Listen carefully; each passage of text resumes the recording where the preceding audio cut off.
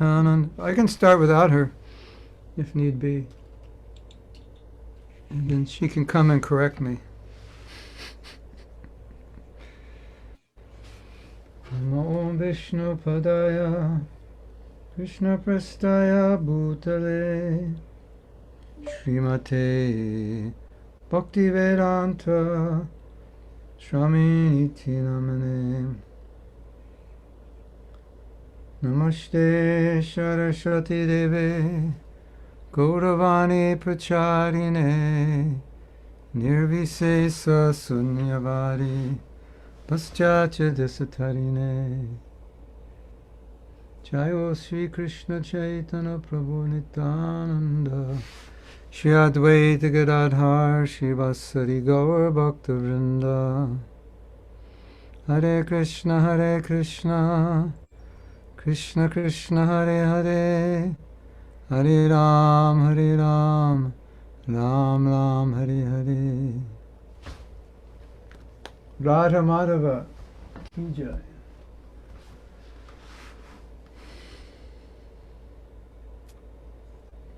How do you say welcome in Lithuanian? Get atvykę, perhaps? How do you say? Sveiki atvykę. Can you say it slow? Sveiki. All right, I give up. Next life. Next life. Guru Maharaj, Anuradha Priya is going to translate, so... Hare Krishna. Yeah, she's here. Okay. Translate into Spanish? No, the other I don't Anuradha. think many would understand. Oh, yeah. Okay. So, welcome everyone. And we decided that we wanted to begin where we left off a month ago. Tai sveiki atvykę visi ir nusprendėme, kad pradėsime paskaitą ten, kur prieš mėnesį baigėme.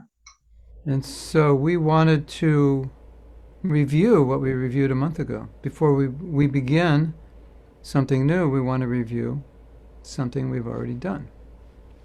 Tai prieš pradedami naują medžiagą šios dienos, mes prisiminsime tai, ką jau išmokome. And then you can see if you've done this in the last month. Ir galėsite pasitikrinti, ar pavyko tai įgyvendinti praktikoje. So Krista is going to put one point at a time, and we're just going to review each point. She's going to put it in the chat. Taigi Kristė į susirašinėjimo langą įrašys po vieną punktą ir mes juos aptarsime. And then you're going to put it in Lithuanian and then translate it, right? Tai rašysime lietuviškai ir išversime į anglų. So if you open your chat box, then you will see it. Taigi atsidarykite savo susirašinėjimo langą ir pamatysite. Of course, I have the points on my phone. Okay. Importance of viewing Grihastha. All right.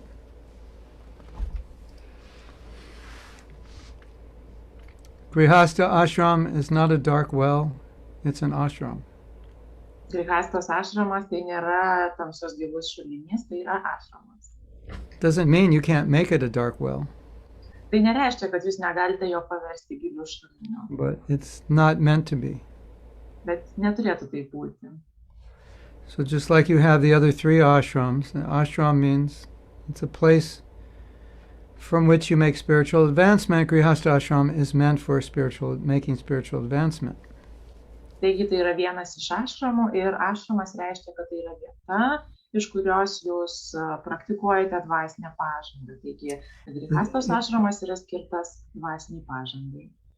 It's also meant for fulfilling your material needs and desires in a way that won't be detrimental to your spiritual life.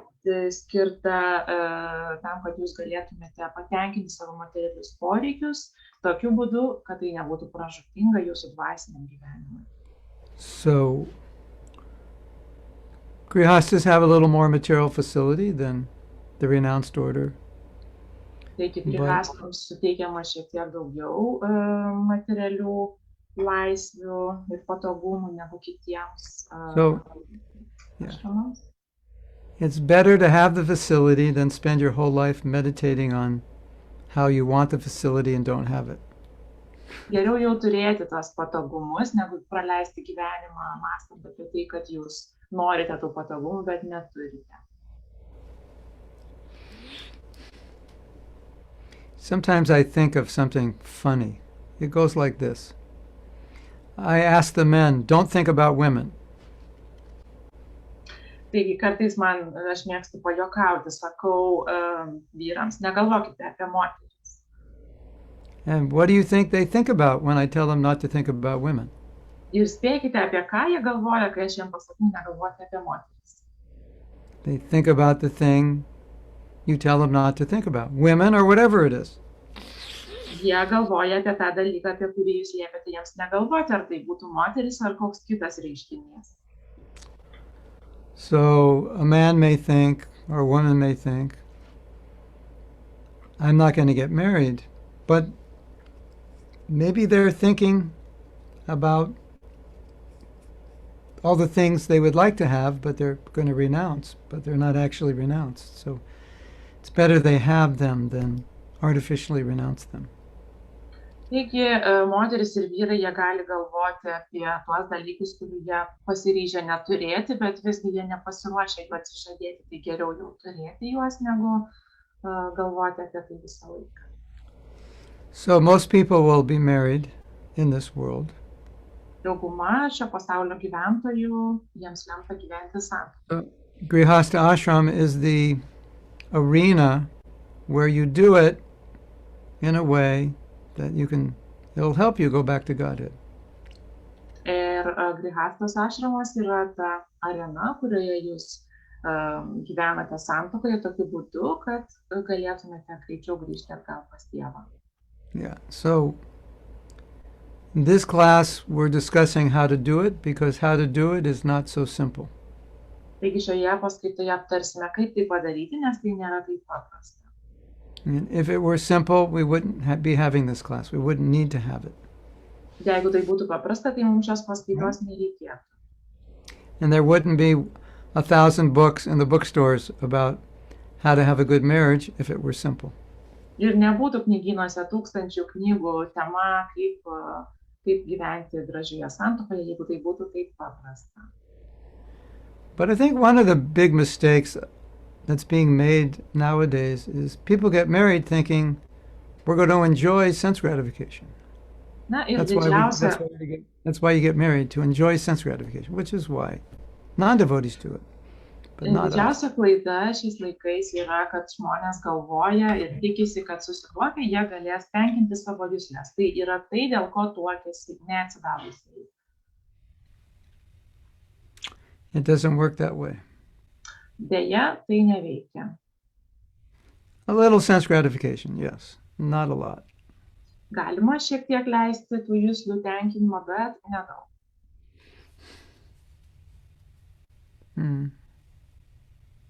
You know, if you ask a question, what's the purpose of marriage, you could answer, what's the purpose of anything? Jeigu paklaustumėte, koks yra santuokos tikslas, tai atsakymas būtų toks kaip ir koks, bet ko tikslas. Right? I ask you, what's the purpose of anything? Tai aš klausiu jūsų, koks yra bet ko tikslas? To be Krishna conscious. Būti Krishna sąmoningu. So, why would the Grihastha life be any different? Taigi, Grihasthos ašramas yra neišimtis. Is the purpose of anything in this world to enjoy separate from Krishna? No, of course not. So why would Grihastha ashram be any different? Argi šiame pasaulyje yra kas nors, ko mes turėtumėme džiaugtis atskirai nuo Krishnos, tai Grihastha ašramas taip pat nėra išimtis. So, the star of the show has entered.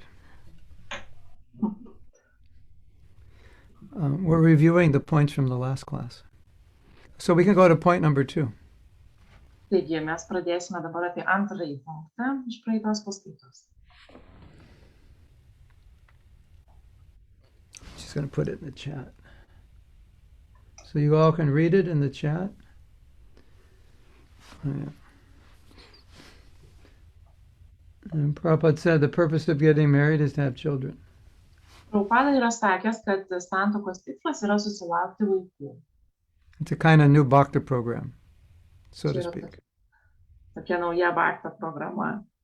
Yeah, that's how the Muslim religion spreads. The in-house bhakti program. Tai kaip ir musulmonų religija plinta, tai yra bhakti programa tokia.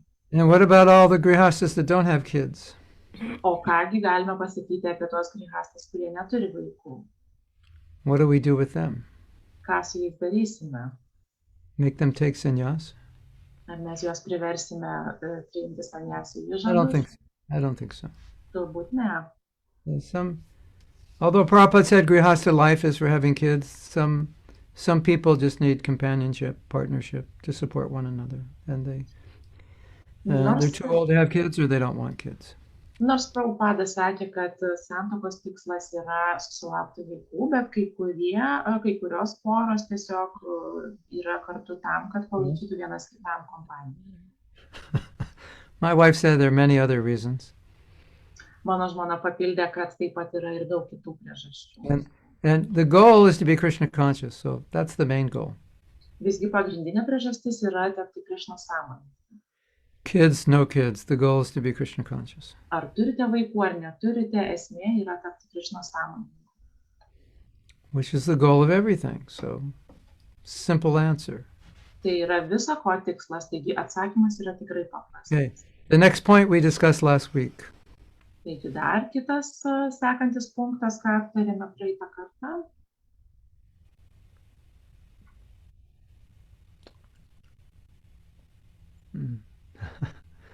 I talked about mother's sadhana. Kalbėjome apie motinų sadhaną. No, actually, we talked about mother's lack of sadhana. Arba tiksliau apie sadhanos trūkumą mamų gyvenime. And what did you say? Ir ką Just do jūs as much as you sakėte? can. Yeah, it said filling in the gaps. Like whatever you're going to do, fill in the gaps sadhana when you have small children.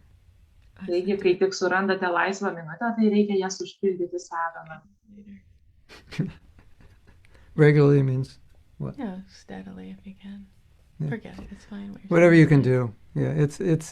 I don't know if I told you the story. This question came up at some of the japa retreats. Taigi papasakosiu istoriją. Šis klausimas iškilo viename iš džapos retrytų. Because we're talking about concentrated japa, and all the women with little kids are saying, I can't concentrate on japa because I have to concentrate on my children. Taigi kalbėjome apie proto koncentraciją džapos kartojimo metu ir visos motinos sakė, kad aš negaliu to padaryti, nes aš turiu koncentruotis į savo vaikus. And Girashami would say, well, mothers get special mercy. Na ir sakė, kad motinos gauna ypatingą malonę. Because there's so many situations where they have to chant their rounds, but they'll not be able to be completely focused. So they get mercy. Nes yra daugybė atvejų situacijų, kuomet jos turėtų kartoti savo džapą, bet jos negali susitelkti, bet jos gauna ypatingą malonę. I don't know if this point came out in that discussion, but one point that comes out is don't lament that if this happens, that your spiritual life gets minimized somewhat when you have children. It's just what happens. And just Taigi deal with it. pirmoji pamoka yra nesigraužkite, jeigu jums taip nutinka, turint vaikų, tai tiesiog taip nutinka, tai yra normalu. Next point. Toliau, kitas punktas. How do you say point? Punktas. Punktas? Yes, perfect, Mara. Punktas. Humbly listening to your wife versus men controlling their wives. Which one's better? Taigi apie klausytis nuolankiai savo žmonos, kaip ir vyrai kontroliuojantys savo žmonas. Well, it's not about men humbly listening to their wives. It's about men and women listening to their husbands and wives. It's not one-sided. Tai nėra taip vienpusiška, kad vyrai turi klausyti savo žmonų, tai yra ir vyrai, ir moteris klausosi savo antrosios Now, pusės. if you read Prabhupada's books, it could look like, well, women just listen to the husbands and husbands do whatever they want. And you could get that impression, right? Kartais, išskaitant Prabhupados knygas, gali susidaryti įspūdis, kad moteris turėtų klausyti vyro, o vyrai daro, ką nori. Tai gali taip pasirodyti. Prabhupada does say women should follow their husband. Prabhupada iš tiesų sako, kad moteris turi sekti paskui savo vyrą. But then you get the problem, what if the husband's more Krishna conscious than the wife? Then what happens? I mean, what if the wife is more Krishna conscious than the husband? Bet yra tokia problema, kas nutinka, jeigu moteris yra labiau pažengusi Krishna sąmonėje už vyrą. You know, a lot of the instructions in Bhagavatam can be executed in a perfect world. Na, daugybė Šrimad Bhagavatam instrukcijų nesunku įgyvendinti tobulame pasaulyje. But we don't live in a perfect world. Bet mes negyvename tobulame pasaulyje. One of the points I wanted to make today that I was thinking about in the last few days is do what's practical and do what works.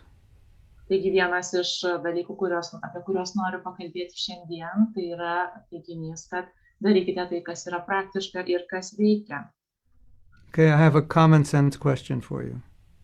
Turiu, tokio bendrą klausimą jums. Okay, you have two options to choose from. Jūs turite du pasirinkimus.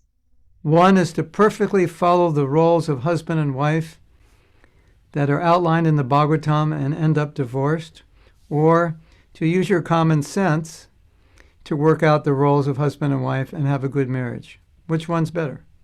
Taigi, pirmas pasirinkimas yra stengtis tobulai vykdyti pareigas, vyro ir žmonos pareigas nurodytas Šrimad Bhagavatam ir baigti skyrybomis. Ir antras variantas yra naudoti savo bendrą situacijos pajautimą ir sveiką protą ir daryti tai, kas veikia ir kreipti kartu, kas yra geriau.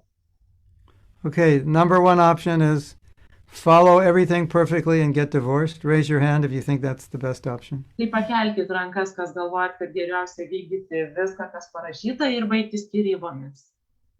Okay, I haven't seen any hands yet. This is Lithuania. I thought you'd all raise your hand, you know.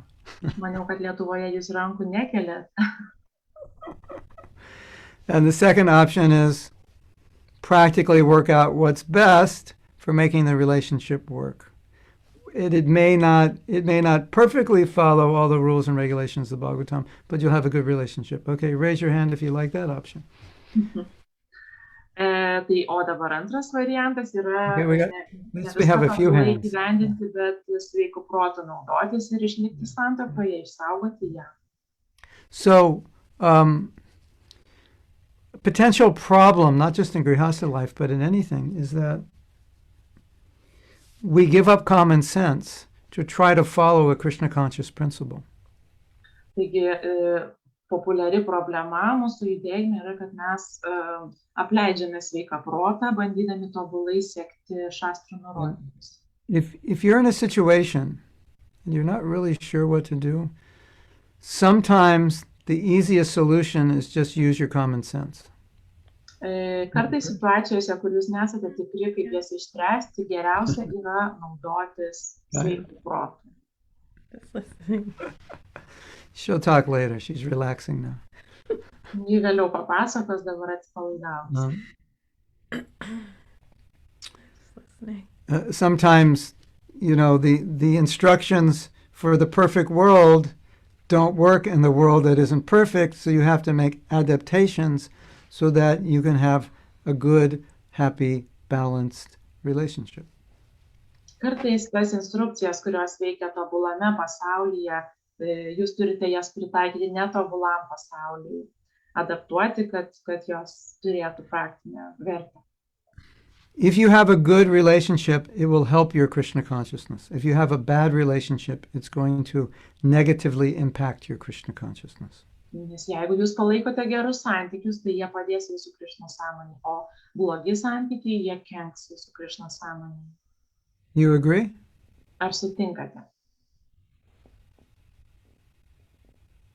we might analyze your relationship on a scale of 1 to 10, how Krishna conscious it is. Maybe you only get a 5 by adaptation to rules and regulations, but you get a 10 practically. So what's more important, a 5 or a 10? Obviously the 10. Mes galime išmatuoti jūsų Krišnos sąmoningumą 10 balų skalėje ir galbūt jūs gautumėte tik 5, remiantis tuo, kaip tobulai vykdote pagal raidę nurodytus priesakus ir gautumėte 10 už praktinį jų įgyvendinimą. Tai kas yra svarbiau? I would like to suggest the use of more common sense. Aš norėčiau pasiūlyti, pakviesti jūs dažniau naudoti sveikų protų. Because sometimes in our effort to be Krishna conscious and do everything perfectly, we may throw common sense out the window. Nes kartais susikoncentravę į tobulą priesakų vykdymą, mes galime tą sveiką protą išmesti po langą. Have you ever seen that before? Ar jums teko su tuo susidurti? Have you ever done that before? I think it's common. Tai labai būdinga. And, as you grow in Krishna consciousness and understand more, it becomes less of a problem. But at a certain stage, it can become a problem because you want to do everything perfectly. Taigi, kai jūs jau augate Krišnos sąmonėje su laiku, tai ši problema mažėja, bet kažkuriame etape tai gali būti tikrai rimta problema. It's like Gopinath said once. He fasted all day on Ekadasi, but the whole day he meditated on cookies. Taigi, kaip, sorry, who said that, Prabhu? Gopinath. Gopinath Prabhu sakė, kad jūs galite visą Ekadašį pasninkauti, bet visą Ekadašį dieną pramedituoti apie sausainius. So, you have to judge by the result. Taigi reikia visgi daryti išvadas pagal rezultatą. Now the question is it better to eat cookies and stop thinking about them, or fast all day and think about cookies? Gopinath will have to decide on next Ekadasi what to do. Taigi, klausimas jūsų kitam Ekadašiui, ar geriau yra valgyti sausainius ir jaustis ramiai, ar badauti visą dieną ir galvoti apie sausainius. Okay, what's the next point? Koks mūsų tolimesnis punktas? Oh. Tenki suprasti, nors ir nesutinki. Oh yeah, you don't have to agree, just understand. Tai nebūtina sutikti tam, kad suprastumėte. You're doing a good job. Sometimes we think, well, my wife and I don't agree. That means we have a bad relation. That means a bad relationship. We don't agree. Kartais būna, kad mūsų ir mano ir žmonos nuomonės išsiskiria, tai ar tai reiškia, kad mes turime blogus santykius? I have some really good news for you. Taigi geros naujienos. This will make you really happy. Jos jūs tikrai nudžiugins. And could solve all your marriage problems. Jis gali visas jūsų santuokos problemas išspręsti. In the best marriages, like the best. Geriausiose santuokose štai kas vyksta. 2/3 of the things they disagree on? You know the percentage? It's like, even in the best marriages, they disagree on about 2/3. There's most of the things in their life they disagree on, even in the best marriages, right? Netgi pačiose geriausiose santuokose maždaug 2/3 porų, nes jų nuomonės išsiskiria. We don't disagree, but Well, and they have in the best marriages, they have problems. Many problems they'll never resolve, but they still have good marriages. Taigi net ir geriausiose santuokose poros turi daugybę problemų, kurių niekada nepavyks išspręsti, bet nepaisant to, jie vis tiek džiaugiasi darnia santuoka. I have a question. Turiu klausimą. Have you noticed that men and women are different? Ar jūs pastebėjote, kad moterys ir vyrai skiriasi? Especially between the ears? Have you noticed? Ypatingai ta dalis, kur tarp ausų. Yeah. So you can expect that your husband and wife won't agree on everything, and that's normal. So it's not a criterion of a good relationship. Tai jūs negalite tikėtis, kad jūsų sutuoktinis sutiks su viskuo, ką jūs sakote. Tai čia iš viso nėra geros santuokos kriterijus. The criterion is that you understand why you disagree and you're okay. Tai kriterijus būtų toks, kad jūs suprantate, kad jūs nesutinkate ir vis tiek jums viskas gerai su tuo. I think what Mahatma Prabhu is trying to say, and he's doing a very good job saying it, is that there'll be a certain amount of problems in a relationship that may not be able to get solved. Aš manau, kad Mahatma Prabhu čia nori pasakyti, ir jam puikiai sekasi, jis nori pasakyti tokį dalyką, kad visose santuokose bus tam tikras problemų kiekis, kurios niekada nebus išspręstos. And most of those problems usually come from the person's background, how they were raised, or certain personality traits that they have. Not things that they brought with them to the marriage, not because of the marriage, but things that they already have from before the marriage. Dauguma tų problemų kyla dėl to, kaip vyras ar žmona buvo auklėjami vaikystėje, ar jų charakterio bruožai. Tai yra tie dalykai, kuriuos jie neužgyveno santuokoje, bet atsinešė į ją kaip palikimą iš savo ankstesnio gyvenimo. And conditioning and personality goes very deep, so it's difficult to change, if ever. Taigi charakteris ir asmenybės sąlygotumas, jie yra labai giliai įsišakniję ir tai yra labai sudėtinga pakeisti. But emotionally intelligent couples understand this fact, and they're very understanding and forgiving towards their partner for not being exactly the way they wish they could be. And accepting. Bet tos poros, kurių emocinis intelektas yra aukštas, jos supranta tą dalyką ir jos priima tuos savo partnerio netobulumus, suprasdami, kad taip tiesiog yra. And those emotionally intelligent couples will accept the person, the whole person, the good, the bad, and as we say in America, the good, the bad, the ugly. Or in wedding vows, any religious tradition that has wedding vows, through thick, through thin, through rich, through poor, through happiness, through distress. So, he has to translate. Oh yeah. It's okay. Still catch up. Yeah. Tai visuose religinėse tradicijose per santuokos įžadus yra sakomi tokie ar panašūs žodžiai kaip ir varge, ir laimėje, ir skurde, ir turte. Žodžiu, jie kartu eina per visas gyvenimo situacijas. Yeah, so people in the marriage business, they know that couples can expect that there are going to be unresolvable conflicts. Taigi santuokų konsultantai ir tame dirbantys žmonės, jie žino, kad yra porose bus tokių problemų, kurios bus neišsprendžiamos. However, Bet the difference between the masters of relationships and the disasters of relationships is how they manage the conflict.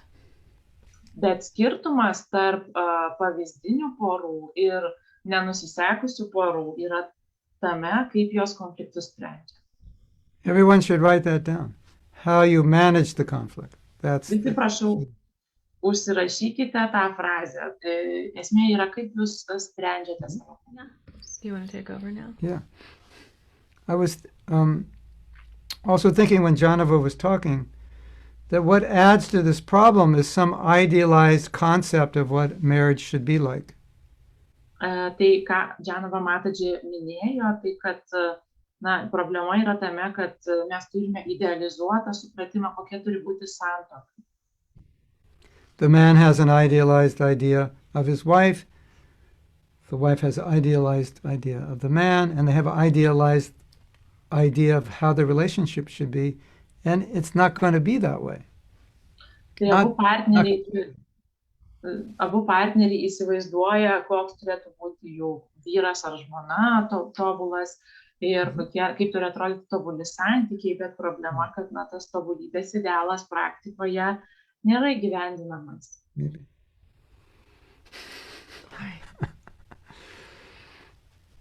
So we just need a more realistic expectation. Tai mums reikėtų adaptuoti prie realybės savo lūkesčius. And what we've seen in the history of ISKCON, that what gets in the way of that realistic expectation is a lot of things in this the Bhagavatam, the perfect world, the perfect marriage, the perfect husband, perfect wife. And then partners start judging one another by those standards. And they look at their marriage and they say, well, our marriage isn't very good, you're not very good. And it can create problems. Problema yra, kad partneriai skaito Šrimad Bhagavatam, kitose šventraščiuose, koks turi būti tobulas vyras, tobula žmona, tobula santuoka, ir jie vienas kitą vertina pagal tos tobulumo kriterijus, ir žinoma, išvada būna, kad tu esi nepakankamai geras. So again, it goes back to that point. Do you want the ideal Bhagavatam marriage and divorce? I mean, we're joking, not that it would necessarily end up that way, but it could end up that way. Taigi, kaip ir pradėjome, kad ta tobula Bhagavatam aprašyta santuoka, ji gali baigti skyrybomis. Tai nebūtinai, bet būna, kad taip ir baigėsi. Or do you actually want a good marriage that can support you in your Krishna consciousness? Ar jums geriau turėti gerą santuoką, kuri padėtų jums eiti Krishna sąmonės keliu? You know, sometimes when I think of marriage, I think, well, if the husband and wife go back to Godhead, it must have been a good marriage. By ultimate definition, even though it was a bad marriage, but they went back to Godhead, so that's a good marriage. Taigi tobuloje situacijoje, net jeigu santuoka buvo bloga, bet jeigu vyras ir žmona grįžta atgal pas Dievą, tai santuoka vis tiek buvo gera. That's the goal, Krishna consciousness. Taigi viso ko tikslas yra Krishna sąmonė. That's a good marriage. Ir tada santuoka yra tikrai gera. Okay, are there any other points from last week? Ar turime daugiau ką aptarti iš praėjusio karto? There are two more and they are in the chat group, Maharaj. Tai yra dar One is sakyk. One is argue to understand each other, and then perfect marriage is an illusion. I think both of those are yours from last week. Taigi pirmas yra ginčai ir diskusijos kaip įrankis vienas kito supratimui, ir paskutinis yra tobula santuoka yra iliuzija. Well, as far as arguing to understand each other, that's in the category that I was mentioning earlier about the masters of a relationship know how to argue or deal with conflict. Taigi ginčytis tam, kad suprastume vienas kitą, tai mes tai jau aptarėme, kai kalbėjome apie ginčus ir nuomonių išsiskyrimą santuokai. So their discussions are in the mood of not only trying to be understood by their partner, but equally as trying to understand their partner. Taigi svarbu ginčuose ne tik tai siekti būti suprastu savo partneriu, bet taip pat ir suprasti savo partnerį.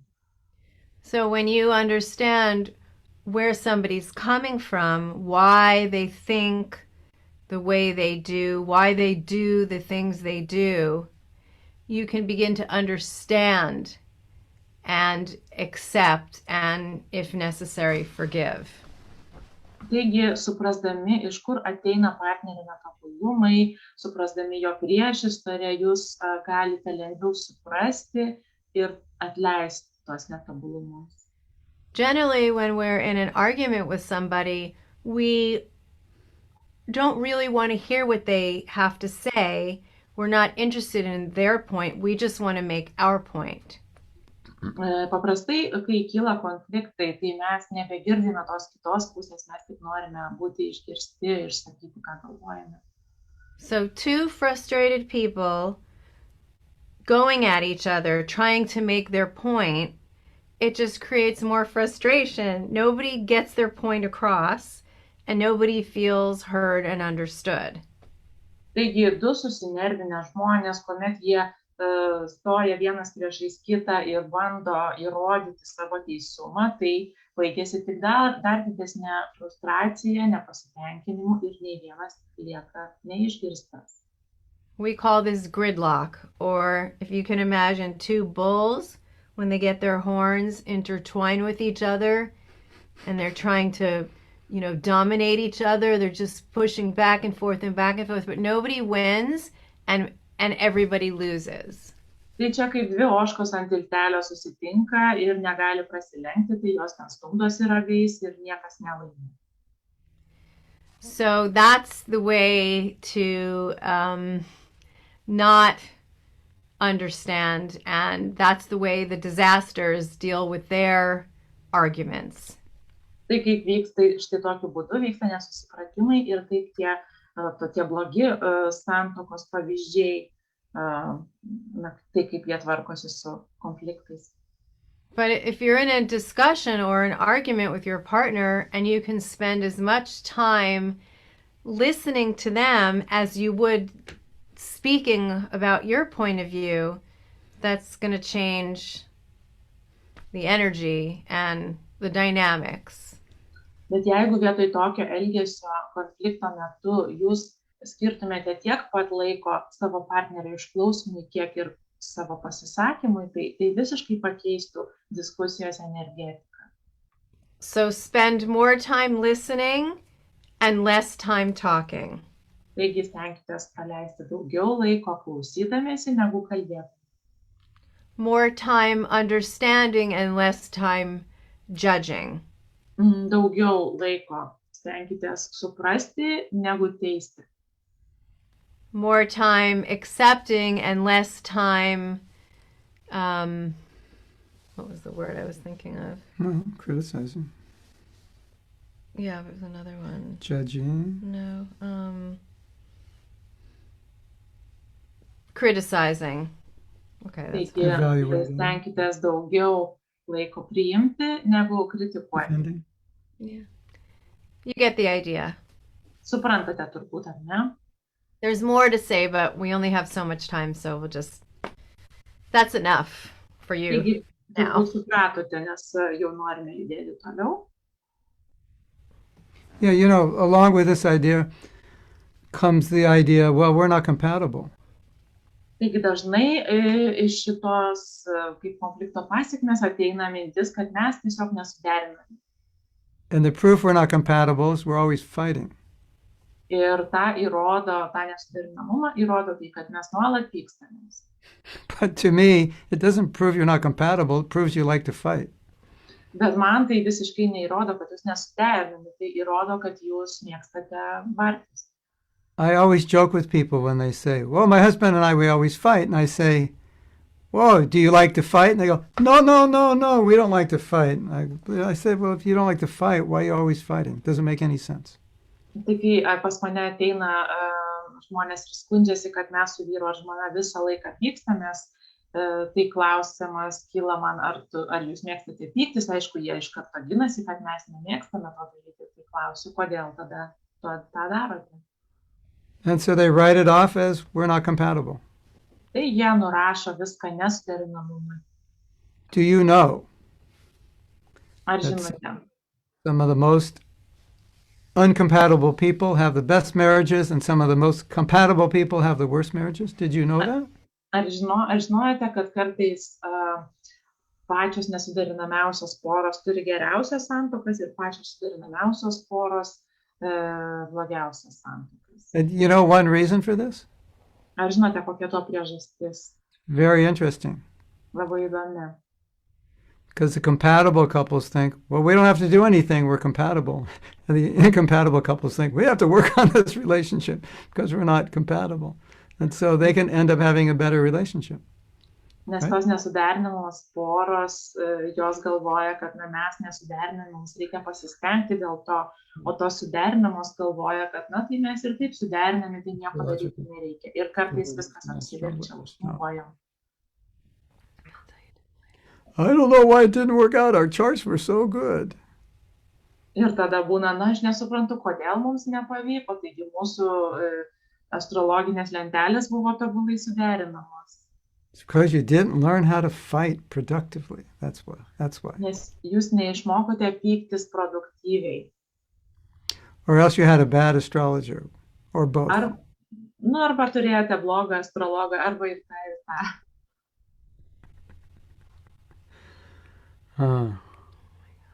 I think it's there's a funny statistic that couples who get along never get along really well in the beginning. They don't work on their marriage because they think they don't have to, because they get along.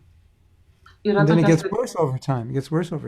Because they don't know how to deal with one another, because they always got along, and when they stop getting along, they don't know what to do. They don't have the skills. Yra tokia statistika, kad tos poros, kurios pradžioje santykių labai gerai sutarė, tai joms paskui labai daug sunkumų kyla, nes jos neįpranta dirbti su savo trūkumais, ir kai jos staiga jau geri santykiai baigėsi, jos nebežino, ką daryti. So we have the last one. Perfect marriage is an illusion. Ir paskutinis tai, kad tobula santuoka yra iliuzija. But our marriage is perfect, so that's not true. Na, tai ir mūsų santuoka nėra tobula. I said that last time, no? Does anyone remember if Janova brought that point up? I think Ar prisimenate, kas nors, kad Matas Janova kalbėjo apie tai? It doesn't have to, I think it's the same point. It doesn't have to be perfect to be good. It doesn't have to have all these components you might think that would make a perfect marriage, but you have to be able to manage. I think that's was the point, right? Well, I guess the idea is that... Let her translate. Oh. Tai, na, esmė viso ko yra tai, kad net jūsų santuoka, kad ji būtų gera, ji neturi atitikti visų tobulos santuokos kriterijų. Okay. Well, perfection takes work. Tobulumas reikalauja aukų. So if you think about anything that you want to make good in life, whether it's an art project or a piece of music you're working on, or a song, or a book that you're writing, or anything, it all requires a lot of effort and work and attention. Bet kas, ką gyvenime norite padaryti gerai, reikalauja daugybės pastangų, laiko ir dėmesio. Tai ar tai būtų knyga, kurią rašote, ar muzikos kūrinys, ar paveikslas, kurį tapote, viskas to, viskam reikia jūsų dėmesio ir laiko. And although it may never be perfect, you'll get to the point where you think, yeah, I've put a lot of effort into this. This is really good. I can show it to other people now. I can release it. I can sing it in public. I feel good about this. I've put my heart and my soul into this. Ir vis tiek tas jūsų meno kūrinys, jis niekada nebus tobulas, bet kažkada ateis momentas, kai jūs jau būsite pasiruošęs pasakyti, kad įdėjau pakankamai pastangų, galiu jį atlikti viešai, parodyti kitiems žmonėms. So a marriage is kind of like this. We do have to put effort and energy, intentional effort and energy, and develop skills and tools that we can use to make the relationship, what's the word for harmony? Like harmonistic? Harmonious.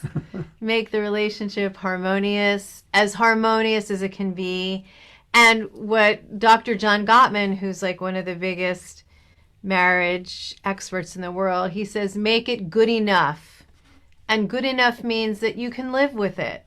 You can live peacefully with it, and you can support each other in your Krishna conscious efforts, even if it's not perfect. Taigi, na, ir santuoka yra kažkas panašaus į tą meno kūrinį, tai jūs turite dėti pastangas ir, kaip sako daktaras Džonas Dortmanas, kuris yra vienas geriausių santuokos ekspertų, jisai sako, padarykite tai pakankamai gerai. Reiškia, kad tai reikalauja jūsų pastangų. I have something else to say. You know, whenever you use the word perfect, everyone's defining it in their own way. Taigi, kai jūs naudojate žodį tobulas, tai visi supranta tai neteisingai. What does a perfect marriage look like? Kaip ta tobula santuoka atrodo? Can you actually create that vision that you have? Is it realistic? Ar jūs tikrai galite ar jūsų tas įvaizdis, įsivaizdavimas yra realistiškas? I gave a definition of perfect, that you're both advancing in Krishna consciousness. That's one definition of a perfect marriage. Aš jums jau pateikiau tą tobulumo apibrėžimą. Tai tobula yra tada, kai jūs abu tobulėjate Krishnos sąmonėje. And, you know, it's important that you agree on what that perfection is, because if you have different ideas, especially if they're not attainable, it can create all kinds of problems, because then you think our marriage is so imperfect, because you have an idealized idea of what perfection is, and you'll never have it. Bet tos tobulybės įvaizdžiai, jie dažniausiai prasilenkia su realiu gyvenimu ir jie yra nepasiekiami, dėl to jūs visada gyvensite kaip trūkume, nes tos tobulybės jūs ir nepasieksite. I think one universal and safe definition of perfection that any couple can use and benefit from is thinking, as much as you think of yourself, think of your partner in a positive way and what you can do to serve them and uplift them. Manau, kad vienas iš saugių ir universalių tobulumo apibrėžimų santuokoje, kuris veikia, tai yra galvokite apie savo partnerį tiek, kiek galvojate apie save ir stenkitės jiems padėti, juos paskatinti ir jais pasirūpinti. That's what we're trying to do with Krishna. We're trying to think more of him and less of ourselves and think of ways that we can serve him. And when you apply that same principle to another human being, you're going to get a lot of appreciation and reciprocation. Tai taip pat ir su Krishna mes stengiamės daugiau galvoti apie Krishną ir mažiau apie save ir surasti būdų, kaip jį patenkinti. Tai ir santykiuose, jeigu jūs stengsitės vadovautis šio principu, tai jūs ir turėsite daugiau harmonijos ir daugiau atsako tuo pačiu. And that's what every living being wants. We want to give love and be loved. Kiekviena gyva būtybė nori dovanoti meilę ir gauti meilę. And that's one of the especially nice things about being in a marriage, is that we have this really built-in opportunity to be loved and to give love to another human being. And when we're in that dynamic, things are really, really nice. Tai viena iš santuokos ypatybių yra tai, kad tai yra būtent ta vieta, kur mes turime galimybę duoti meilę ir gauti meilę. Ir kai mes naudojamės tuo, tai viskas labai gražu. But because we're so selfish by nature, so self-absorbed, we forget that the most important component to having a nice marriage is to think as much, if not more, or let's just say as much of our partner and how we can please them as we think about how much they can please us and how just about ourselves in general. Tai viena iš mūsų žmogiškų ypatybių yra tai, kad mes esame savanaudžiai ir mes pamirštame galvoti apie savo partnerį tiek pat arba daugiau kiek apie save ir pamirštame šitą dalyką.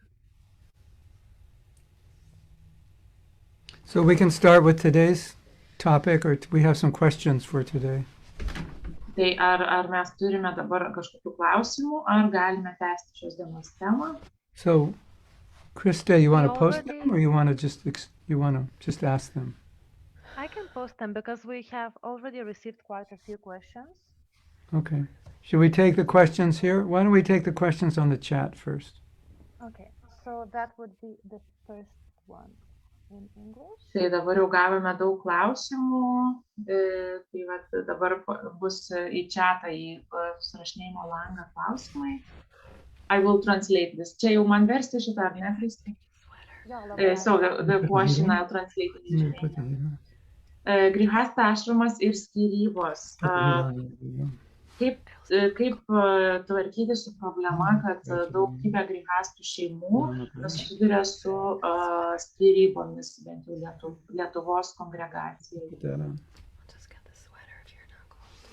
Okay, she's going to get a sweater. If I put the heat on here, I'll fall asleep. So, did you say the question in English? Because I was distracted. In English, it's like that. Grihastha ashram and divorce. How to tackle the problem of many Grihastha families facing divorce in Lithuanian congregation. Mm-hmm. Well, being a devotee is a unique experience. Būti atsidavusio yra ypatinga, unikali patirtis. It especially becomes challenging for devotees who are transcendental to try to do something very grounded, because they have to combine, they have to balance the spiritual material and make it work together. Ir ypatingai tiems atsidavusiems, kurie jau pasinėrė į transcendenciją, jiems kyla didžiausi iššūkiai bandyti daryti kažką labai žemiško, nes jiems reikia suderinti tą žemišką ir dangišką prigimtį. So normally, materially speaking, it's just you look for compatibility and likeness materially, but now you have to add the spiritual in. So there's more dimensions of potential discord. Taigi yra toks papildomas iššūkis einant dvasiniu keliu, o materialiame pasaulyje jūs tiesiog turite susirasti partnerį, su kuriuo būtumėte suderinami materialiai, bet čia jūs turite pridėti ir dvasinį suderinamumą. My husband has no time for me because he's either chanting 64 rounds, doing puja, taking 3 showers a day, reading Bhagavatam, or doing seva. So, that's our marriage. It's like it's a whole other level we have to deal with. Tai kyla tokių problemų, kaip pavyzdžiui, mano vyras neturi man laiko, nes jis kartoja per dieną 64 ratus, daro pūdžią, 3 kartus maudosi, skaito Bhagavatam, tai čia jau visai kitas problemų lygis. That's one problem we have to adjust to. Another problem which everyone faces is we don't know what we're doing. Tai čia viena problema, kita problema yra tai, kad mes išvis nežinome, ką veikiame. Expectations are unrealistic. Tai lūkesčiai yra nerealistiški. We got married to the wrong person. Mes susituokėme su netinkamu žmogumi. We rushed into it. We were young, or we didn't think about it. We didn't know what we were doing, and it's not going to work. Paskubėjome, nepagalvojome, nesupratome, buvome tai jauni. Or, as my wife said, sometimes it's personal issues. Like we have personal issues that prevent us having a good relationship with anybody. O arba kartais, kaip sakė mano žmona, mes tiesiog turime asmeninių problemų, kurios mums trukdo užmėgsti gerus santykius su bet kuo. Another issue is men still haven't grown up. Women are, too I don't know, what should I say? Too independent for a man to be happy. Na, dar gali būti tokių problemų, kaip vyras yra pakankamai nesubrendęs, arba moteris yra per daug nepriklausoma, kad vyras būtų laimingas. It's like, I think a lot of times we want to have a good marriage, but we don't want to contribute to what would make it good. We just we expect the other person to be good, and we'll reap all the benefits without having to take responsibility for being good ourselves. Kartais mes norime geros santuokos, bet nenorime dėti pastangų, dėl to tiesiog norime, kad kitas padarytų tai už mus. And we need to take it as an ashram also. Taip pat turime vertinti, žiūrėti tai kaip į ashramą. And my personal observation and feeling is we just need to learn. We need to have classes like this. We need to learn more and more how to exist in a relationship. Na ir mano asmeninis pastebėjimas yra tai, kad mes turime vis labiau mokytis visą laiką, kaip sugyventi santykiuose. Some of us had bad examples. Our parents didn't have a good relationship, and so we never got to see a good relationship. Kai kurie iš mūsų turėjome blogą pavyzdį šeimoje, mūsų tėvai neturėjo tobulos geros santuokos ir mes niekada nematėme gero pavyzdžio. A man, you may have had a father that was abusive to your mother, and that's what you grew up seeing if you're a man. Or you may have had a mother who was totally controlling your father, and that's what you women grew up seeing, and then you just copy that. And you don't even realize it. Pavyzdžiui, vyrai kartais užauga šeimoje, kur vyras smurtavo prieš moterį ir jis tai matė, arba moteris užauga šeimose, kur motina buvo visiškai kontroliuojanti tėvą ir tiesiog mes bandome kopijuoti tą modelį savo santykiuose. Some people are irresponsible, and when marriage gets difficult, they want to bail out. Kai kurie vyrai yra bail out? neatsakingami, neatsakingi ir jie, kai tik susiduria su problemomis, iškart nori bėgti iš santykių. Some people have a tendency to not take responsibility, so they'll blame their spouse for every problem in their relationship. Kai kurie žmonės tiesiog turi tendenciją neprisimti atsakomybės, tai jie viskuo kaltina savo partnerį.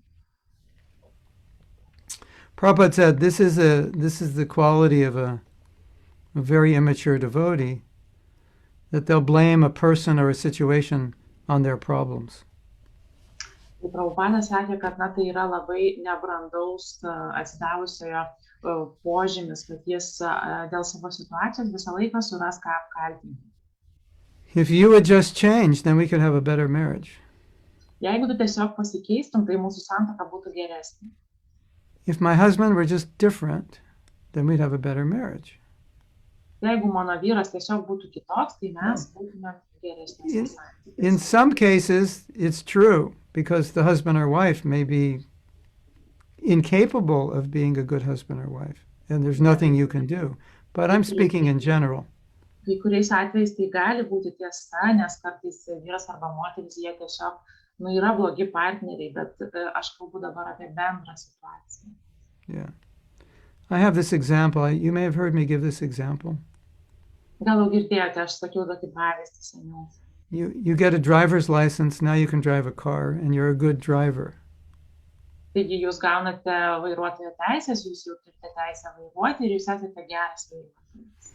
And you're on an airplane, and you're going to fly somewhere, and the pilot is sick, and so they ask, does any passenger have a driver's license? Because we need someone to fly the airplane.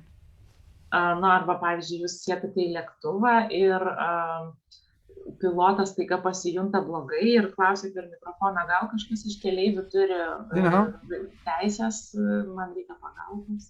It looks like a car. It's got a steering wheel, it's got a pedal, a few other buttons, but, looks pretty much like a car. Yeah, I can do it. Why not? Looks like a car. Ir galvoja kažkas, tai čia visai kaip automobilis, atrodo ten vairas, kažkokie ten papildomi mygtukai, bet šiaip iš esmės tai viskas labai panašu. So, the guy thinks, yeah, I can fly this marriage airplane. I mean, I have so many friends, and she looks like my friend. She's got 2 arms, 2 legs, a head. They all look the same. Yeah, I can do this. And then he realizes he doesn't understand anything about women. Na, tai kartais vyras gali galvoti, tai aš galiu tikrai gyventi santuokoje, aš tiek daug draugų turiu, jinai atrodo kaip mano draugas, turi 2 rankas, 2 kojas, galvą ir, taigi viskas bus gerai, o paskui pasirodo, kad apie santuoką jis nieko nesupranta. And vice versa. Ir atvirkščiai. So I think that's a huge problem, thinking that you can just fly the airplane and not having been trained how to fly the airplane. Taigi tai yra didžiulė problema, jeigu mes galvojame, kad galime pilotuoti lėktuvą, kai niekuomet nesimokime to daryti.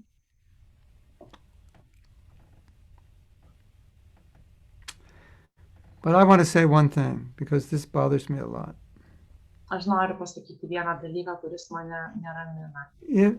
If you're going to get married, work on yourself. Be merciful to your spouse so they don't have to live with somebody who's, for lack of a better word, messed up.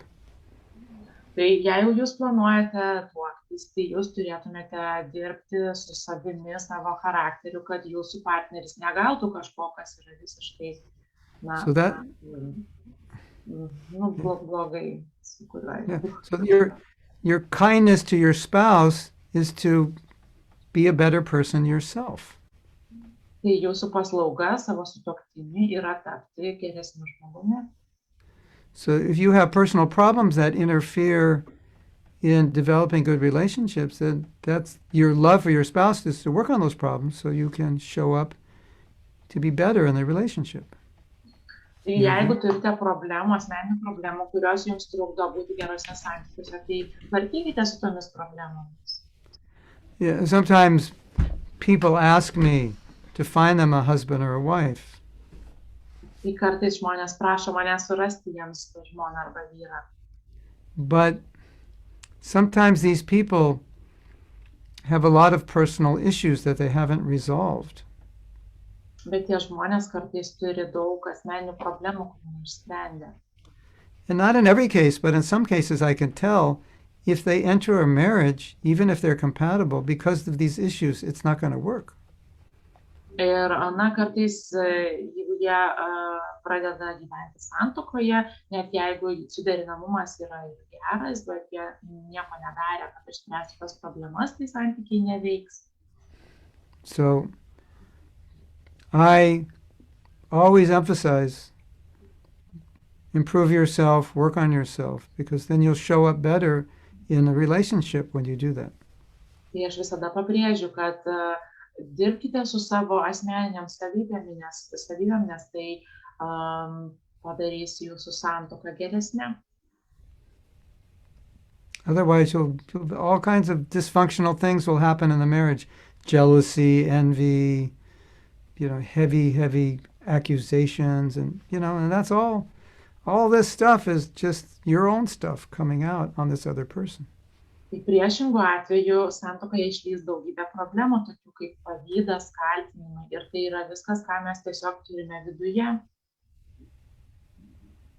You agree? Ar sutinkate? Like the causes of divorce. Sometimes we take our garbage and we throw it on people. Kartais mes susirenkame savo šiukšles ir išpilame jas kitam žmogui ant galvos. Not fair to your spouse to do that. Bet neteisinga tavo sutuoktinio atžvilgiu taip elgtis. Then your spouse becomes a garbage collector for you. Not fair. Tai kad jūsų vyras ar žmona turi surinkti jūsų šiukšles. I mentioned which ones? I mentioned 7 things. Oh, then. Well, tell them what it is. Maybe you'll have a different angle, even if it's the same. Oh, about the divorce. Yeah. I mean, it's kind of like what you were saying. Yeah, go ahead. So I think a lot of devotees, especially devotees, get to a point where their devotional career where they think, oh, if I just get married, everything will be better and all my problems will be solved. And so, first of all, that's a mistake going into it, because whatever problems you have, they'll just get worse. And you mean the mirror will show up? Yeah, the mirror will show up, and the mirror won't go away because it's another living, breathing human being. So that's the wrong mentality to going into a marriage to begin with. It's not that you're going to escape yourself, or escape something that's haunting you or bothering you or disturbing you and just thinking that getting married is going to resolve all the problems. It will just actually compound them. So I forgot. Sorry, go ahead. It's okay, I still follow. Kartais ypatingai atsidavusių tarpe būna žmonių, kurie ateina su tokiu mentalitetu, kad mano dabar man santuoka išspręs mano asmenines problemas Tai čia yra tikrai labai negeras dalykas su tokiu mentalitetu Sometimes eiti people are in į those situations santuoką. where they should actually get out. So for those of you who are not married already, just make sure you have the right attitude and mentality before you enter it. And again, it's not to escape yourself, but it's to grow and to get purified. And like Prabhu is saying, is to show up in the best version of yourself for that other person. Tai tie, kurie dar nesate santuokoje, tai labai svarbu yra eiti į ją su tinkamu nusiteikimu. Tai yra ne ta vieta, kur jūsų problemos bus išspręstos ir jūs išsigelbėsite, bet tai yra vieta, kur jūs apsivalote ir tobulėjate ir žengėte pirmyn. But for those of you who are already in a relationship that you're not happy with, Bet tie, kurie jau yra santykiuose ir jūs esate nepatenkinti jais, it's never too late to make it better. Niekada ne per vėlu padaryti juos geresniais. Never too early to get out. You have the choice to, what we say, hit the reset button and have marriage number 2 to the same person. Tai visada turite pasirinkimą paspausti No, there's no reset button in some marriage. Oh, is that what you were trying to say? I'll talk. Oh, okay. No, what she's saying is true, but some marriages there are no reset buttons. Tai, ką jis sako, yra tiesa, bet kai kurios santuokos jau nebeturi reset button. You'll spend your whole life looking for the reset button and you won't find it. Jie tiesiog visą savo gyvenimą praleidžia ieškodami reset mygtuko ir nesuranda. So we have to be realistic about both options. Obviously we try. Tai reikia būti realistiškiam šiuo atžvilgiu, mes aišku turime stengtis. Yeah. I mean, it only works if both people are willing and able. Yeah. Tai veikia tik tais atvejais, kai abu partneriai nori to ir stengiasi dėl to. But as a trained marriage counselor, my job is to always find the reset button. Is to always try and help the couple do that, and divorce or separation would be the last option if that reset button option is not working or available. Bet mano kaip santuokos konsultantės darbas yra padaryti taip, kad surastumėm tą restarto mygtuką ir kažkaip padėti tai porai susitvarkyti ir kad skyrybos būtų tik tai jau paskutinis dalykas, paskutinis variantas. And if that is what has to happen, the couple has to part their ways, then even that should be done in a way to cause the least amount of trauma and disturbance to both of them and to the other people in their lives. Ir net jeigu jau nėra jokios išeities ir skyrybos yra neišvengiamas, tai net ir skyrybos turėtų vykti tokiu būdu, kad paliktų mažiausiai neigiamų pasiekmių ir traumų abiems žmonėms jų tolimesniam gyvenimui. Whatever choice you make, you have to make it and do it responsibly. Bet kokį pasirinkimą, kokį jūs padarysite, jis turi būti padarytas atsakingai. So I think there's 3 things, but this is if you're not married. You've been careful about finding the right person. Tai yra 3 punktai tiems, kurie dar ne santuokoje. Tai pirmas, reikia atsargiai rinktis tą žmogų. You're learning about marriage, educating yourself. Reikia tada lavintis ir šviestis santuokos reikaluose. And you're working on yourself. Ir reikia dirbti su savo charakteriu. And then you'll be successful. Ir tada jūs būsite sėkmingi. And if you're missing one of those elements, you're handicapping yourself. O jeigu jums nors vieno iš tų elementų trūksta, tai jūs pasidarote neįgalus. You agree? Yeah. So And then the last thing that I've taught over the years is that everything you do in your marriage should be making it better, and you shouldn't be doing anything that's making it worse. That should be the motto, kind of the governing principle. Whatever we do, it's evaluated by, will this help the marriage? And if it's not going to help it, we don't do it. And if it is going to help it, we do it.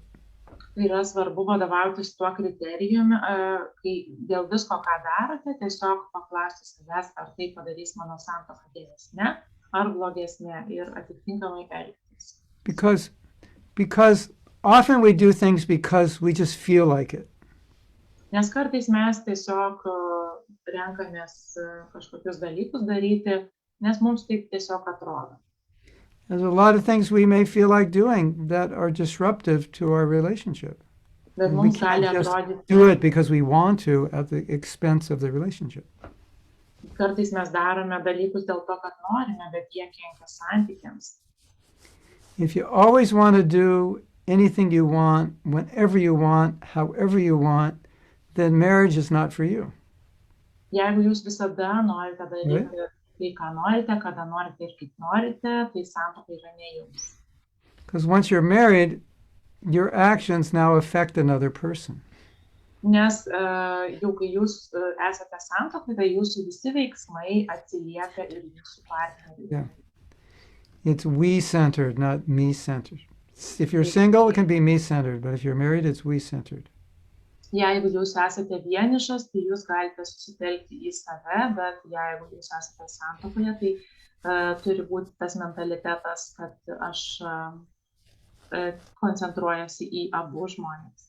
And that's good, because we're learning to be servants. Ir tai yra gerai, nes mes mokomės tarnauti. Correct? Ar teisingai? True?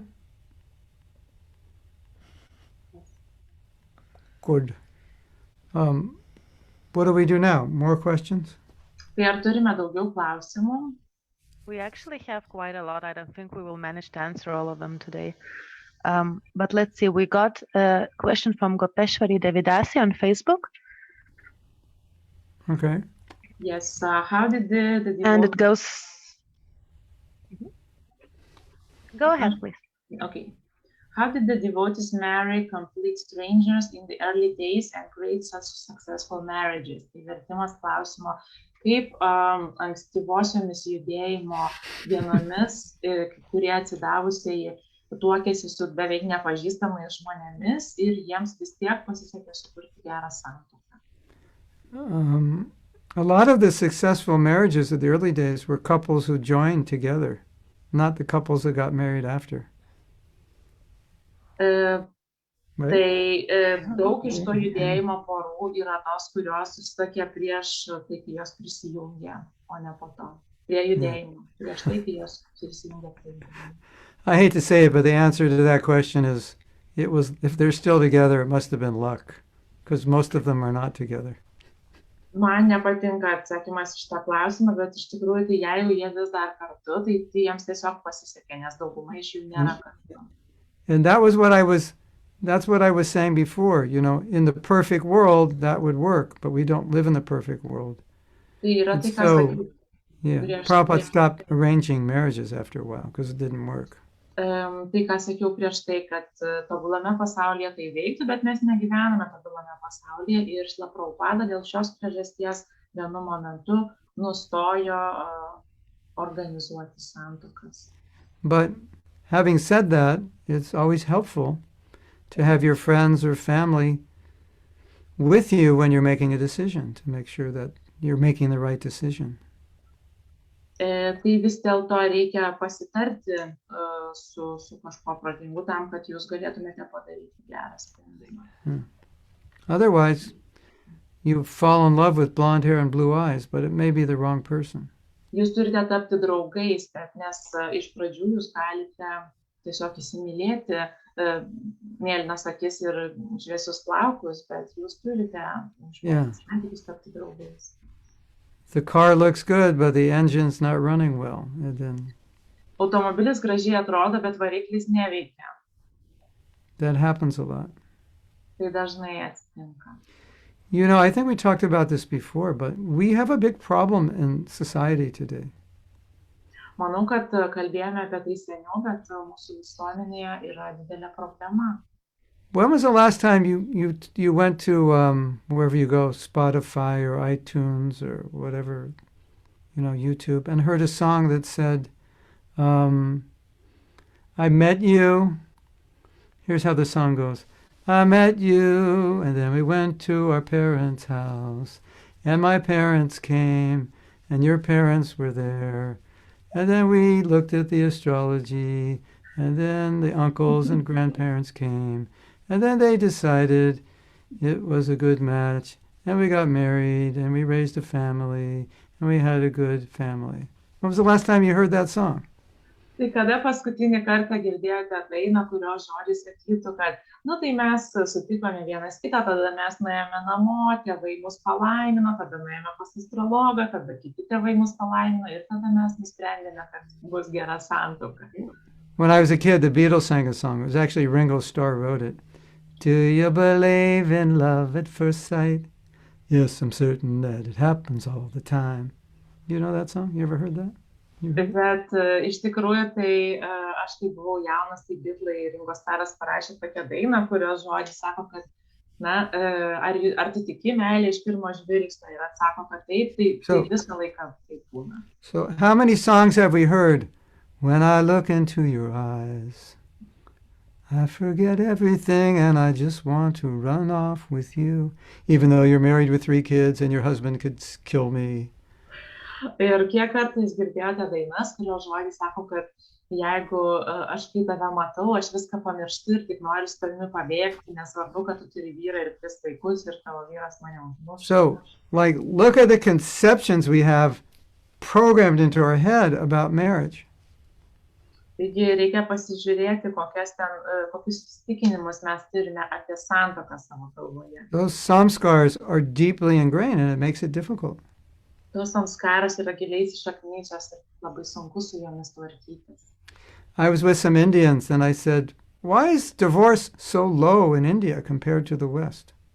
Aš kartą buvau Indijoje ir paklausiau vietinių, kodėl čia skyrybų procentas yra toks mažas palyginus su vakarais. And the wife said, because from an early age we were trained that marriage means once. That was that's in our head. Marriage is once, and it's a totally different, it's not a Bollywood conceptual marriage. It's a traditional religious marriage.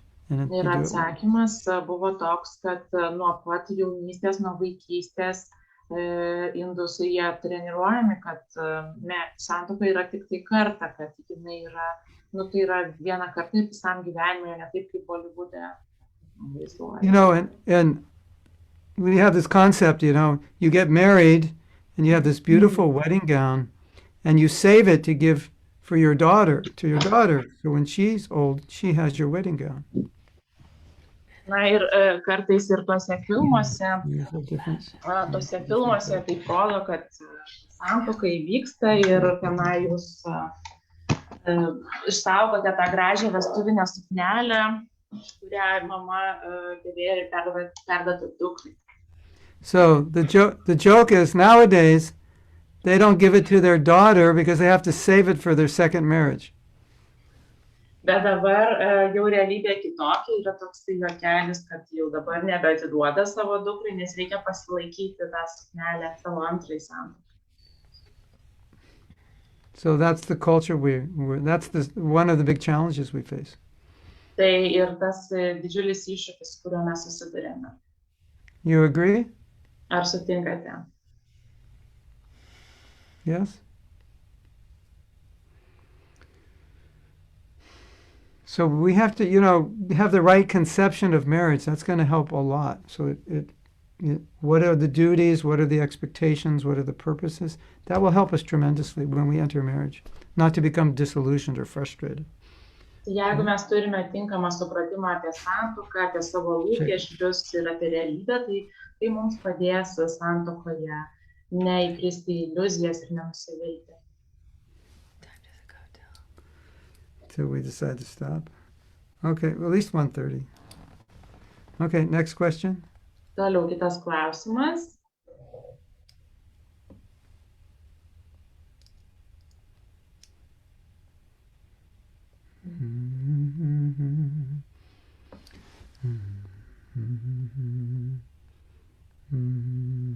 It's in the chat, Gurudev. Mhm. From Santosh Chaitanya Dasi and Kamalakshi Radhika Devidasi. What's what? You mentioned we shouldn't do anything which doesn't help our marriage, that one? Mhm. Is that the Yes, question? Gurudev. Yeah. Is there any example of things which are helpful in marriage but against Krishna consciousness? How do we deal with them and how to balance? Good question. Tai klausimas yra, jūs minėjote, kad mes neturėtume daryti nieko, kas nepadeda mūsų santuokai ir atvirkščiai. Ar yra kokių nors pavyzdžių apie tai, kas yra naudinga, palanku santuokai, bet tai yra prieš Krišnos sąmonės principus ir kaip tokiais atvejais elgtis ir palaikyti pusiausvyrą? One answer to the question is if it's helpful for your Krishna consciousness, how could it not be Krishna conscious? In the broadest sense, even if it seems like it's not Krishna conscious, but it's helping it, then how could it not be Krishna conscious?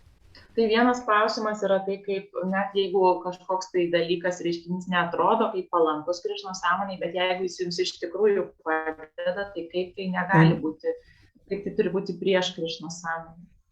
Because I think the problem is that a lot of times when couples, especially the wife, wants to do something to help the relationship, the husband will say, that's Maya. Nes daugybė atvejų atsitinka taip, kad ypatingai žmonos jos sako, kad nori kažką tai daryti, kas padėtų santuokai, o vyro atsakymas būna, kad tai yra Maya. Just come with me. I want to go shop. I need you. Let's go shopping. Shopping's Maya.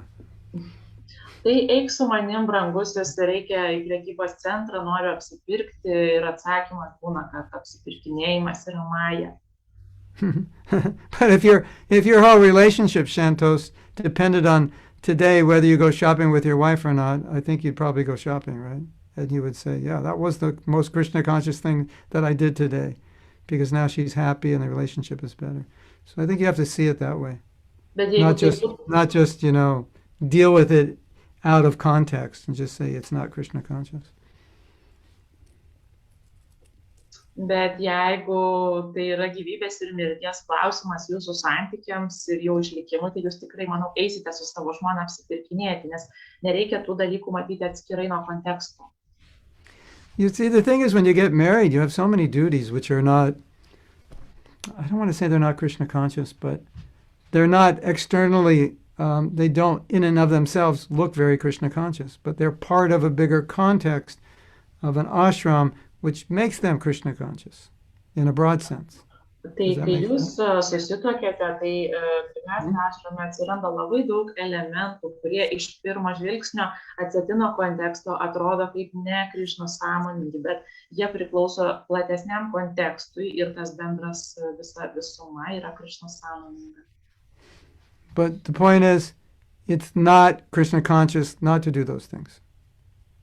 Ir esmė yra, kad tai nėra Krišnos sąmoninga nedaryti tų dalykų. You shouldn't, then you're not being in a household or life. I mean, people have to realize what... Yeah, once you get married, it's a different ball. You're playing a different ball game. It's not, brahmacharis play one game, grihasthas play another. Different rules.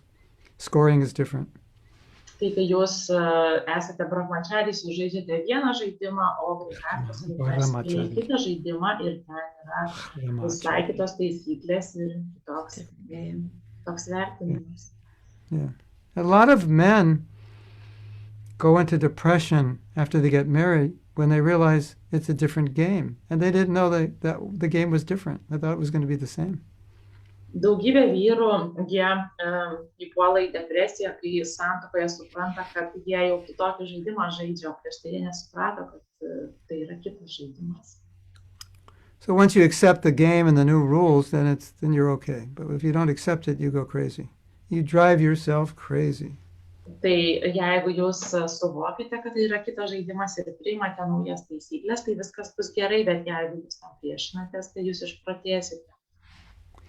You have kids, you take your kids out, they want to go play, you take them out to the park and they're playing, and you're sitting there crying, and while you're crying, saying, I used to come here on Sankirtan to distribute books. Now I'm just watching a little 3-year-old kid jumping around on a playground. Ah!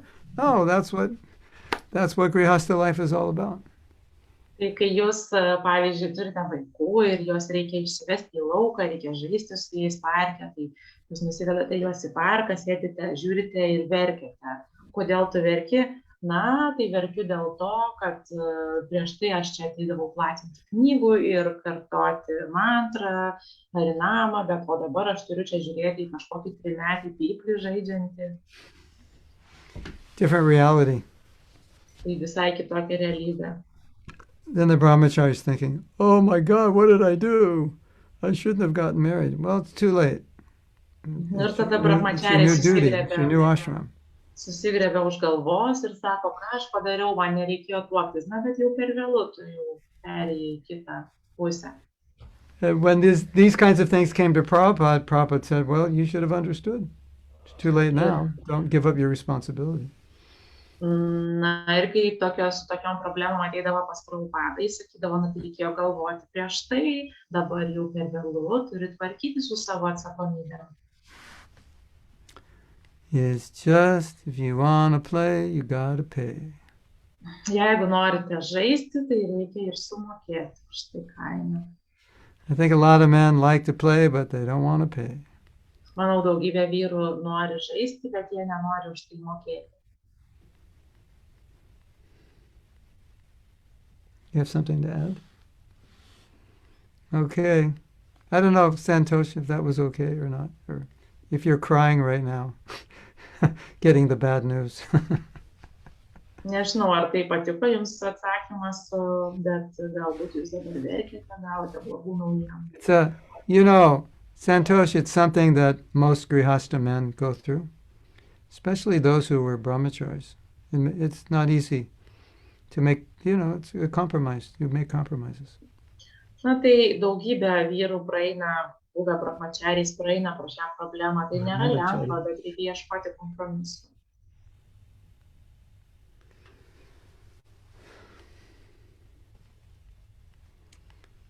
But it has this effect that you do this austerity, and when you're older, because you've done this responsibly, it's like you're thinking, oh, for 25 years I raised a family and I couldn't be fully engaged. So when you get older, you want to take fully to Krishna consciousness. You have all this energy.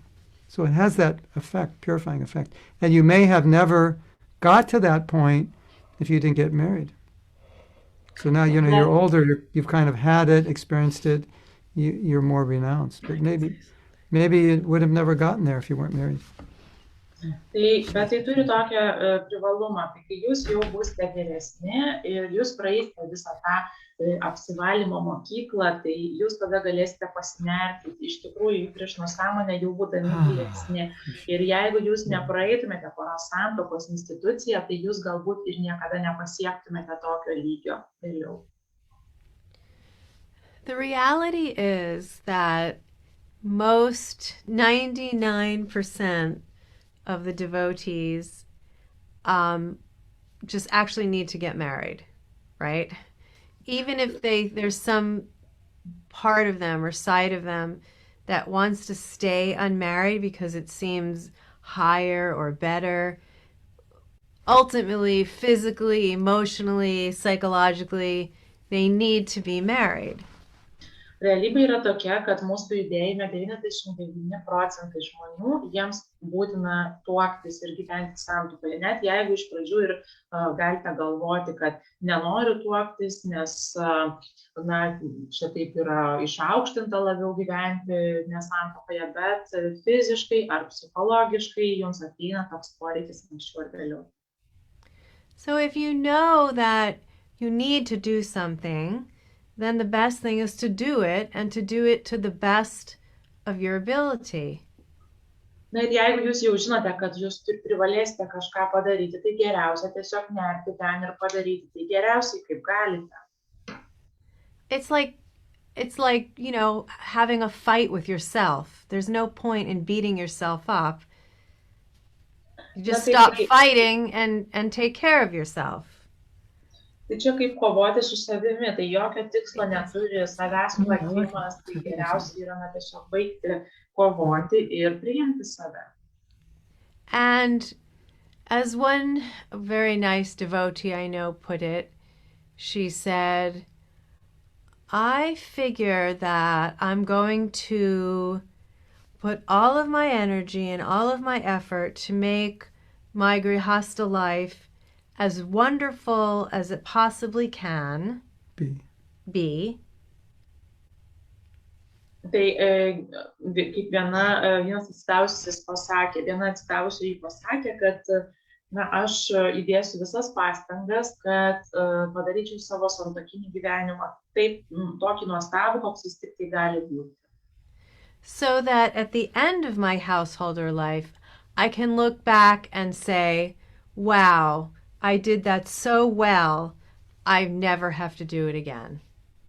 Tai kad kai jau praeis tas mano šeimyninio gyvenimo etapas, aš galėsiu atsisukti atgal ir pasakyti, kad aš padariau tai taip gerai, kad man nebereiks to kartoti. And then she can move on to fully dedicating herself to Krishna and go back to Godhead or get really close to going back to Godhead. Ir galiausiai ji galės atsiduoti pilnai Krishnai ir keliauti pas Dievą arba bent jau priartėti prie to, kiek tik įmanoma. So that's the idea. Do it and do it well, and then you're finished. You don't have to do it again. Desire out, job done well, and then you can move on. Tai tokia ir mintis, kad darykite tai taip gerai, kad nebereikėtų kartoti, kad jūs patenkintumėte savo troškimą ir tada galėtumėte keliauti toliau. Don't say that. Okay, that's good.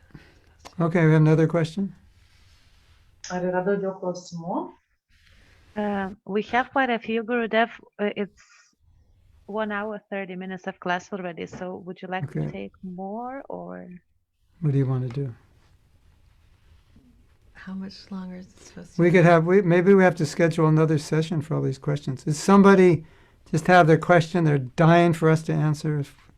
If we don't answer tonight, they're going to not be able to go to sleep. It's not that way. Taip ir baigėsi laikas mūsų šitos sesijos, tai ar kas nors turite klausimą, kur mirsite, jeigu jį šiandien neatsakysiu arba negalėsite užmigti. We'll take one more. Ypač iš Zoom, kas dalyvaujate, tai jeigu nori dabar paklausti, gal pakelkite ranką ir jums bus pirmenybė. Arba tiesiog įsijungite mikrofonus ir iš karto paklauskite.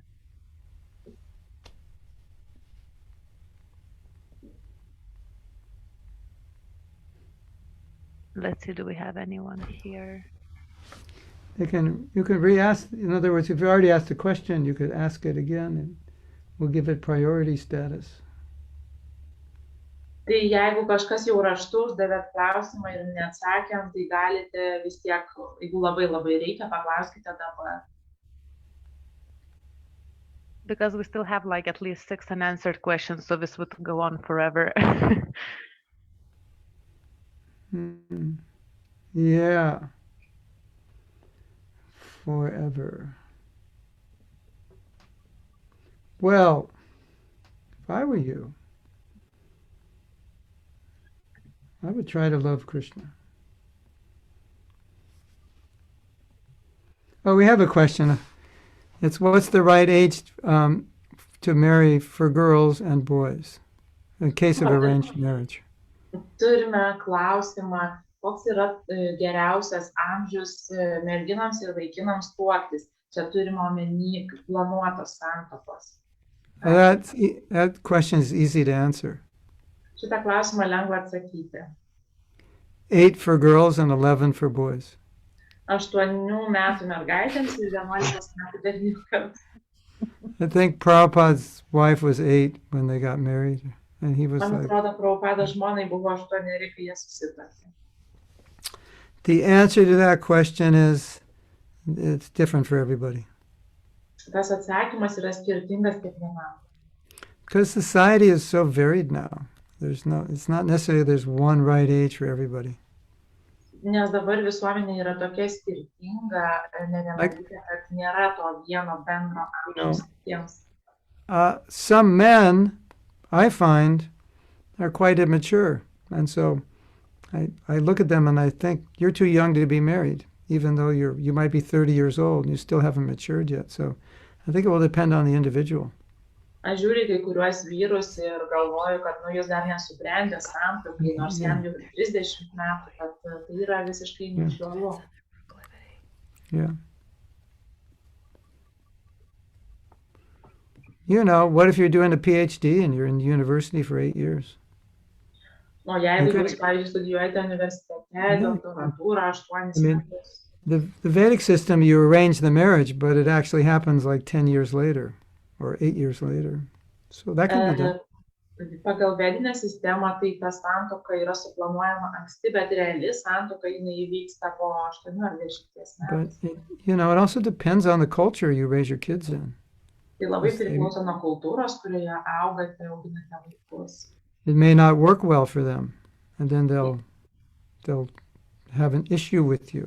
They'll be unhappy with you. Jūsų vaikams tai gali nesuveikti, jie gali būti pasipiktinę jumis.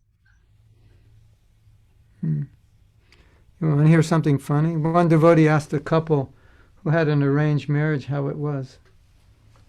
Taigi, galiu papasakoti juokingą istoriją, kaip vienu atsidavusiųjų, kuriems santuoka buvo suplanuota, jų paklausė, kaip jums sekasi. And they said, well, expectations are lower. Na ir jie atsakė, ką, mūsų lūkesčiai jau sumažėjo. They weren't expecting that much. Jie nesitikėjo taip daug. But statistically, arranged marriages do better. Statistiškai suplanuotos santuokos jos daugiau jų išlieka. Provided the people arranging know what they're doing. Tai yra būtina sąlyga, kad žmonės, kurie organizuoja tas santuokas, jie žino savo amatą. Okay. Sound good? Finished for today? Na ką, tai šiandien jau baigsime. Okay, good. So before we finish, could I just give the devotees some information about the links where they could find you, and maybe I could advertise Mavarjanava's upcoming course on the 28th of February? Yeah. If I may? Okay. Tai kadangi mes šiandieną jau baigsim, aš gal leistat lietuviškai tiesiog, ar ne? Tai jeigu pasižiūrėsite į chatą, į pokalbio langą, tai tenais taip pat siunčiu nuorodas, kur galite rasti informaciją, kaip susisiekti su mokytoju, paaukoti jam, taip pat jo socialinių tinklų nuorodas. Ir taip pat norėčiau pranešti, kad Džanava Mataji 28 dieną taip pat anglakalbiams organizuoja kursą apie santuoką. Tai jeigu jums kam nors būtų įdomu ir aktualu jame dalyvauti, tai į lietuviškame Facebook puslapyje kelsime informaciją. Ir apart to taip pat džiugi naujiena, kad mes norime organizuoti šitas pamokas kartą per mėnesį, kiekvieną mėnesį, tai jeigu turite idėjų, temų ir klausimų, tai laisvai juos siųskite arba į Facebook, arba man asmeniškai ir suorganizuosime pagal jūsų poreikius. Okay, Gurudev, I think I'm done. Okay. Nice to see all of you. At least see your names anyway. If I can't see your face, I can see your name. For coming and joining us, and for Janava Mataji also for taking her time. And we're always happy to come to Lithuania. Oh, I am. She's not. She would like it if she comes. She doesn't think she'll like it, but she would. Right? All right. Well, she will. I don't know when we're coming, but she'll like it. In downtown, we'll take her to downtown Kaunas. Walk. It's so nice there, right? Tai ancient matosi Ženeva, buildings, jinai. ancient buildings. Don't translate that, please. Okay. And they'll cook for you. And do you have Lithuanian food? Is that such a thing exist? Ar egzistuoja toks dalykas, kaip maistas? Yes, no? Yes, we do have. We actually do. It's mostly potatoes and meat, but in vegetarian version, it's mostly potatoes. Oh, yes. Potatoes is all that grows in the winter, huh? Yeah, well, it grows in the summer, but you can keep it for the winter. Hmm. We also eat cabbage and carrots. Yeah. So in Right. you know, sabji, Lithuanian sabji is carrots, cabbage, and And how many people? How many people in the world are Lithuanian? 3 million?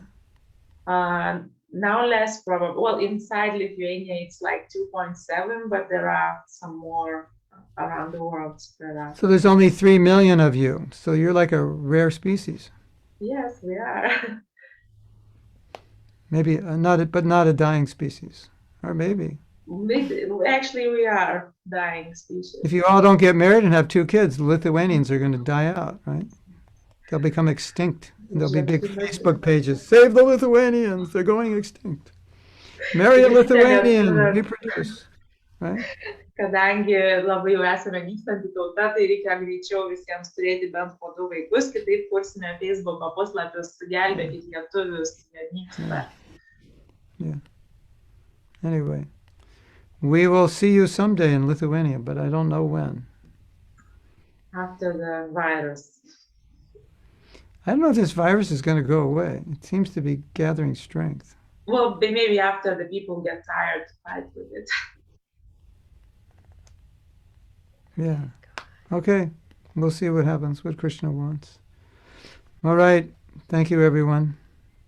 Thank you so much. Thank you. All the best. Be nice to your wife. Be nice to your husband. Taigi, būkite geri savo žmonams ir vyrams. I know that's hard to do, but try it. It works. Nors ir sunku, bet vis tiek stenkitės. Hare Krishna. Srila Prabhupada ki jai. Go Premanandi. Hari Hari Bol.